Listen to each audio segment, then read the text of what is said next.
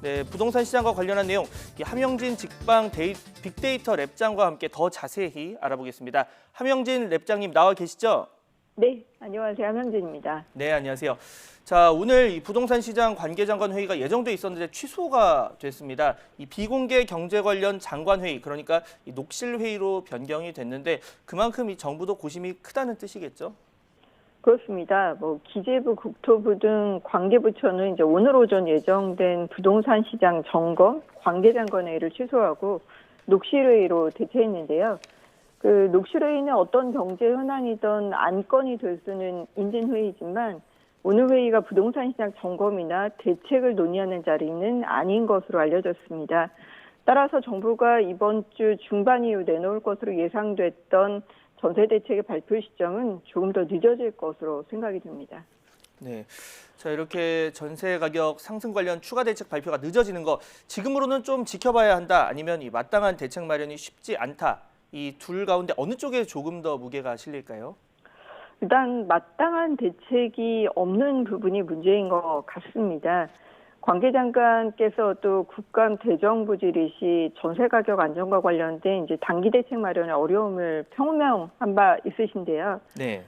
대책이 나온다고 하더라도 단기에 전세 가격을 진정시킬 묘안이라기보다는 기존 전세 가격, 집값 안정 정책의 연장선상에서 투기세 억제 방향을 유지하고, 예를 들어서 임대주택의 공급 시그널을 좀 확대한다든지, 또는 월세 세입자의 세제 완화를 통해서 임차인의 고통을 다소 줄여줄 정도의 보완책을 내놓을 정도가 아닌가 싶습니다.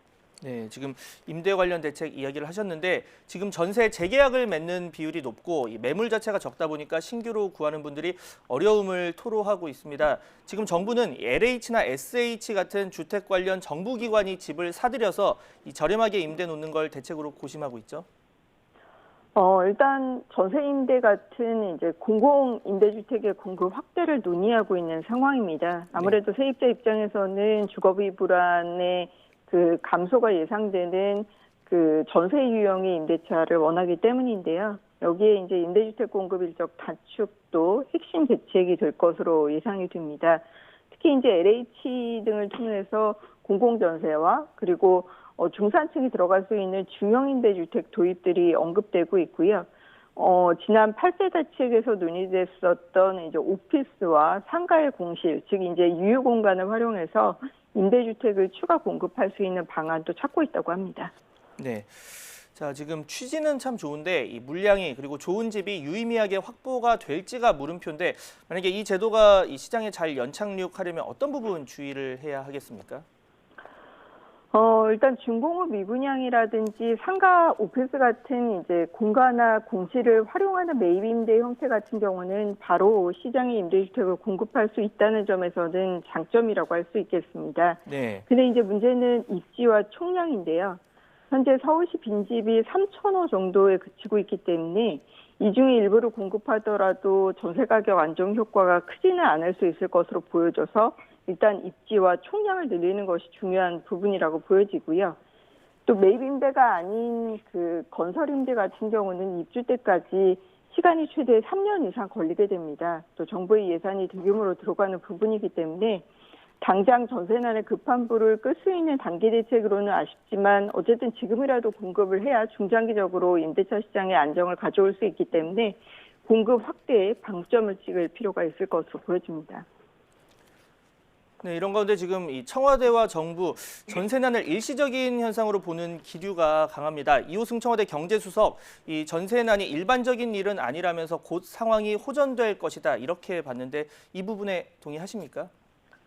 사실 이제 저도 그랬으면 좋겠는데요. 일단 전세 가격 안정 재료보다는 또 전세 가격을 상승시킬 재료가 훨씬 많은 상황이기 때문에 조금 더 지켜보실 필요는 있을 것 같습니다. 실제 내년 아파트 입주 물량이 이제 22만 5천 호 정도로 올해보다 한 16% 정도 줄거든요. 네. 특히 서울이라든지 울산, 광주 같은 지역들은 올해보다 입주가 현격히 감소합니다. 분양 시장을 노리는 분들은 무주택 자격을 유지하려고 임대차 시장에 머물고 있고, 또 주택에 대한 과세 강화가 내년에 더 커질 예정이고, 또 저금리 상황도 당분간 이어진다는 것을 고려할 때 월세 전환이라든지 임대인의 세부담 전가를 우려하지 않을 수는 없다고 보여지고요. 이런 부분들이 연말에 가격 안정을 호전되면 좋겠지만 그렇게 될지는 좀 미지수라고 판단이 됩니다. 네. 지금 이 통계를 보면 임대차 관련법 시행 뒤 전세 가격은 분명 올랐습니다. 하지만 이 정부는 이 자동 재계약이 많아졌고 이건 통계에 안 잡히기 때문이니까 조금 더 지켜보자 이런 주장도 펴고 있는데 실제 상황 어떻습니까? 일단 내후년이나 또는 3기 신도시 공급의 현실화 시점이 도래하지 않고서는 이제 전세 가격 안정이 단기간은 쉽지 않을 것으로 보여지는데요. 네. 적어도 내년까지는 전세 가격 상승이 불가피하지 않나 싶습니다. 지금도 이제 같은 아파트 단지에서 아까 말씀하신 대로 뭐 전세 재계약 사례와 신규 전세 임대차의 금액이 2배 이상 차이가 난다는 보도도 있었는데요. 재계약갱신권이 4년 끝난 이후에 임대료가 계단식으로 크게 뛸 수도 있는 상황이기 때문에 뭐 현재 신규로 임대차를 얻는 신혼부부들의 고통 외에도 향후에 재계약 기간이 끝난 이후에 임차인들이 계단식으로 임대료가 상승하는 문제, 그런 고통, 이런 부분들까지 감안하면 장기적으로 가격 안정 대책이 필요하다고 보여집니다. 네. 지금 이 임대차 3법으로 2+2 그러니까 4년씩 살 수 있으면 좋은데 그 전제는 이 전세 가격이 유지가 돼야 하겠죠. 지금 크게 오르니까 이 재계약 대상자들도 그다음 2년 뒤에는 또 어떻게 할까 이런 고민이 되는 건데 이 혼란을 최소화하면서 전세 가격 안정시킬 대책 어떤 게 있을까요? 사실 이제 아쉽지만 단기 대책은 많지 않은 상황이고요. 그 장기적인 관점에서라도 임대주택의 공급 총량을 꾸준히 늘리는 대책이 필요하고요. 그리고 주택임대차 입법 시행에 따른 시장 모니터링을 강화해서 이제 계약 갱신이라든지 임대료 상한제 그리고 월세율 상한의 위반 사례를 점검하고 계도할 필요가 있다고 보여집니다. 요즘에 이제 임대차 분쟁이 굉장히 많은데요. 그 분쟁 조정의 권한 강화라든지 분쟁 조정이 개설 지역의 확대가 필요하다고 보여지고요. 네. 그리고 지금은 이제 저금리에 따른 전세 보증월세 전이 현상에 대한 임차인의 부담을 좀 줄여줄 필요가 있겠습니다. 그렇다면 월세익의 공제율 이런 부분들도 지금보다는 확대해야 될 것으로 보여집니다. 네. 자, 앞서 이 여당 일부 의원은 이 현재 2+2를 이 3+3으로 바꾸자는 대안을 내놓기도 했고 또 일각에선 임대차 3법을 한시적으로 유예를 해야 한다 이런 주장까지 나오는 상황입니다. 어떻게 보십니까? 일단 임대차 3법을 한시적으로 유예하는 부분은 아직 제도가 개시된 지 얼마 안 된 상황이기 때문에 네. 뭐 정책의 일관성 차원에서 쉬운 선택은 아니라고 보여지고요. 네. 그 최근 주택임대차 보호기간을 3년으로 하고 그리고 계약갱신을 한 차례 더 줘서 3+3 임대차 기간 규제 입법이 진행되고 있다고 합니다. 하지만 이제 문제는 지금도 임대료 상한제나 재계약 갱신권을 하고 있지만 전세 매물 부족이라든지 전세가 상승이 이어지고 있다는 것이죠. 뭐 최근에는 시장의 이중 가격을 형성한다든지 하는 문제까지 야기되고 있는 상황이기 때문에 일단은 규제를 강화하는 것이 능사는 아니라고 보여지고요.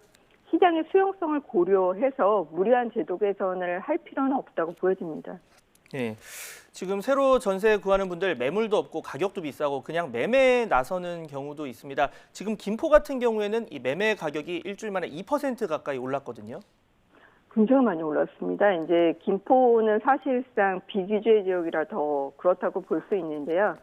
대출과 세금 같은 다주택자가 주택을 추가 구입해도 취득세 일부를 제외하고는 페널티가 많지는 않고요. 또 올해 김포에 16,000가구 이상의 입주가 쏟아지고 상당히 많은 물량이 공급됨에도 불구하고 저평가 기대감, 비규제 지역에 대한 수요 유입이 꾸준한 상황입니다. 하지만 좀 주의하실 필요가 있는데요. 그 정부가 비규제 지역에 대한 가격 안정 대책을 준비하고 있고 또 조정 대상 지역이나 투기과열 지구 지정 가능성도 있기 때문에 일단 비실거주 목적의 단기 차익의 주택 구입은 지양하실 필요가 있겠습니다. 네, 지금까지 이 부동산 관련 이슈 함영진 직방 빅데이터 랩장과 함께 알아봤습니다. 오늘 연결 감사합니다. 네, 고맙습니다.